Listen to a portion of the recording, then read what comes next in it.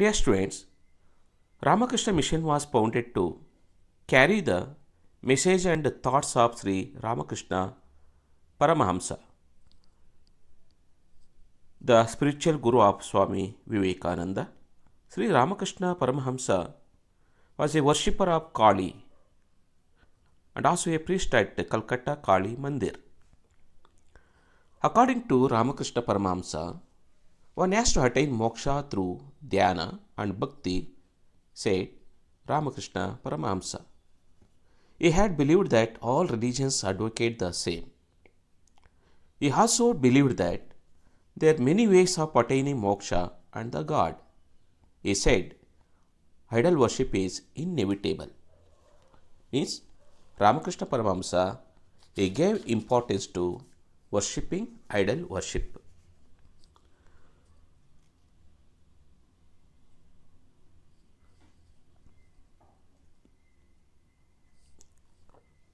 In order to spread the teachings of Ramakrishna Paramahamsa, Swami Vivekananda founded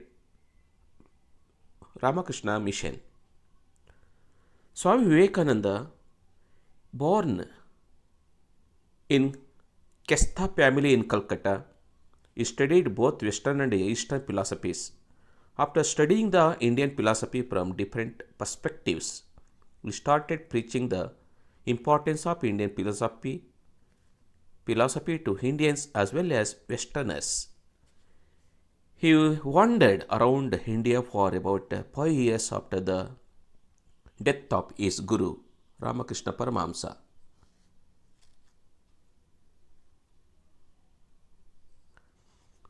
He worked to establish a caste society as he could see that society was deeply involved with caste-based discrimination. He also noticed exploitation, poverty, illiteracy, and divisions among the Indians. Swami Vivekananda believed that people should be educated first and then they themselves seek reformation. Swami Vivekananda wanted legal institutions to implement appropriate rules to support reformation. He also wanted people to stop following the Western ideals blindly. He believed it is duty of the religion to provide light. The one who responds to the poor is Mahatma, and the one who doesn't is Duratma. He opposed caste system, untouchability, and the idea of supremacy based on caste system. My dear students, he gave statement, we should take the humanity to such a place where there are no Quran, Vedas and Bible. Still we need to attain this by attaining unity among Quran, Vedas and Bible in our country. There is a need for unity between Hindus and Muslims or Hindus and Islam. A Vedic mind in Islamic body is the only path of progress, said Swami Vivekananda in the series of 7th volume 238. My dear students, Swami Vivekananda he delivered at Chicago City in Parliament of World Religions in 1893. He attracted the attention of the listeners while speaking at Congress of Religion held at Paris in 1900 CE. His speeches mirror his nationalist ideas. Interestingly, he had visited Mysore before his visit to Chicago as a guest of Chamarajendra Wadiyar 10th. As per the suggestion of Swami Vivekananda, Chamaraja Wadiyar 10th started schools for untouchable children. Swami Vivekananda wrote books on Jnana, Yoga, Raja Yoga, Karma Yoga, Bhakti Yoga, etc.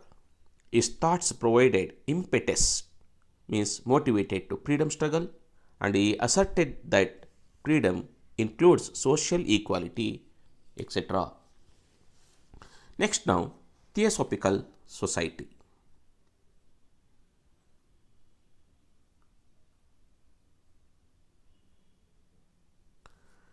This Theosophical Society, founded by Madame Blavatsky of Russia and Colonel H.S. Alcott of America.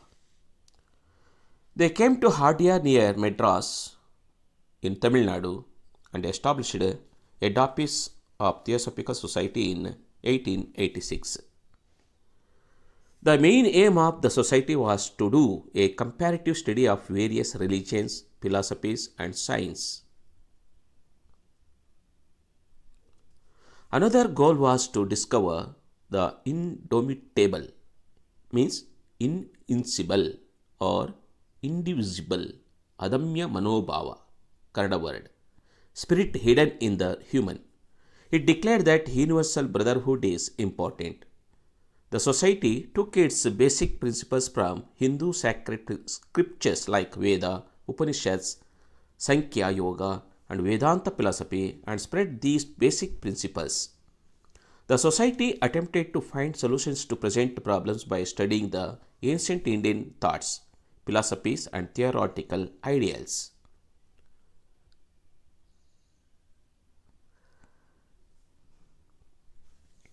With the arrival of Irish lady Annie Besant in India by 1893, the movement of the Theosophical Society started to grow more. She arrived in India as a member of the society. She was born in 1847 in London.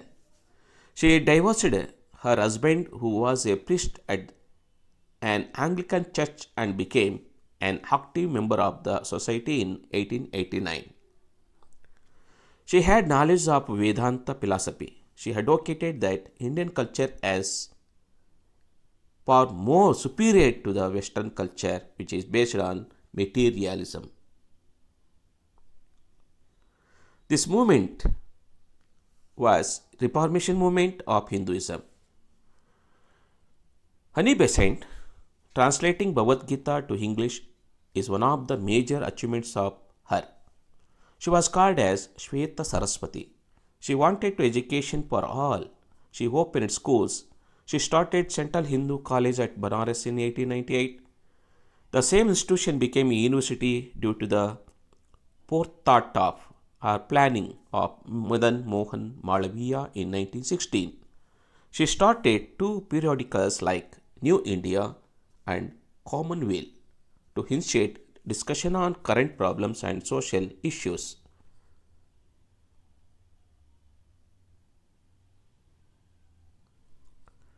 She started Home Rule League in 1916 and initiated Home Rule movement in Madras region. The credit of creating religious reformation movement and a new sensibility for Hinduism in the early 19th century should go to the Theosophical Society and its part and parcel of Miss Annie Besant. Miss Annie Besant was active in the freedom struggle movement and became the first woman president of Indian National Congress. Now, next one important is Sri Narayana Dharma Paripalana Yogam. Sri Dharma Paripalana Yogam, Sri Narayana Dharma Paripalana Yogam. This was started in 1903. Sri Narayana Guru, birth Ilavu of Kerala. In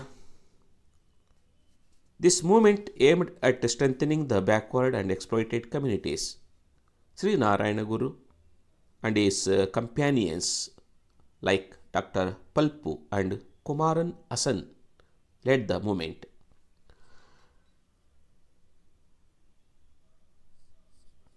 The caste differences were too much in Kerala and there were many prohibitions in place. During that period, all were not allowed to use facilities like tanks and roads. They were barred or away from wearing footwear. Restrictions were there on women's dress also. These communities had to live without basic human rights. In order to address this issue, this problem, Sri Narayana Guru started Dharma Paripalana Yogam movement. According to him, basic ideas of Sri Narayana Guru are one caste, one religion, one God for human beings was basic idea of Sri Narayana Guru. Education is the only path to achieve this, he declared. He built temples for the backward communities as they were denied entry into temples. Narayana Guru and his companions started Vaikom Satyagraha movement in 1924.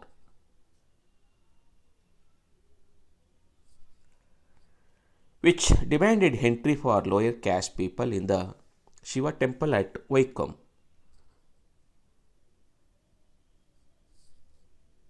Gandhiji and Periyar, the architect of self-respect movement, participated in this movement. The Satyagraha for entry of untouchables into Guruvayuru temple was a major incident.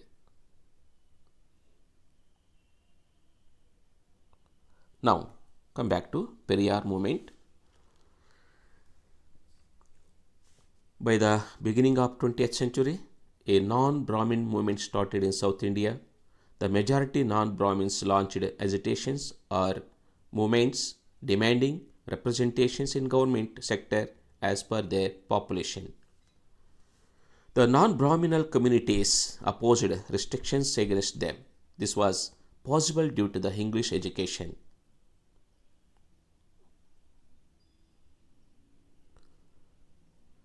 The census reports published after 1870s provided a picture of their population. The Justice Party started in 1916, continued the movement in Tamil Nadu. Non-Brahmin movement took a new shape under the Justice Party. This became more radical. Self-respect movement led by E.V. Ramaswamy Naikar became a new force. E.V. Ramaswamy Naikar, who came out of Congress in 1925, started Self-Respect League in 1926. He was called Periyar, means senior person.